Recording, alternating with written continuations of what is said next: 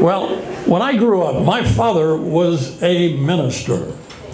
And if you know what being a PK is like, let me tell you, there's a very big spotlight, about 50,000 watt, that shines on you all the time. And the crazy thing about it is that when you move to a new town, new neighborhood, and the kids all want to know what your dad does. And I didn't want to tell them that my dad was a preacher or wasn't goody two-shoes.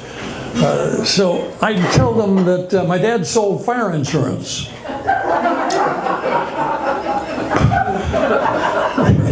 They'd say, fire insurance? I say, yeah, you know, fire insurance for the hereafter.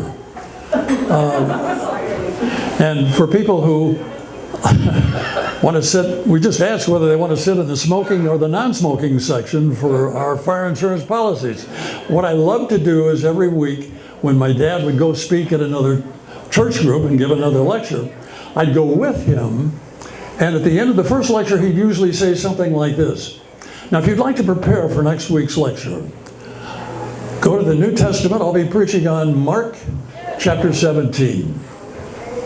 The next week he'd show up and he'd ask, did any of you prepare for today's sermon? How many of you read Mark 17?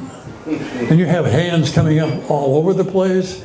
And he said, well, ladies and gentlemen, I have some good news and some bad news. The bad news is that if you go to Mark in the New Testament, there is no chapter 17. But the good news, I'm preaching on lying today, and I know exactly who I'm preaching to, folks.